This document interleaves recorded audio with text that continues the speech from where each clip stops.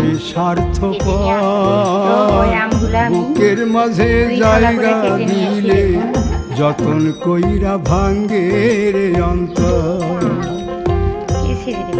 মানুষ বড়ই স্বার্থপর রে, বড়ই স্বার্থপর, বুকের মাঝে জায়গা দিলে যতন কইরা ভাঙ্গে রে অন্তর।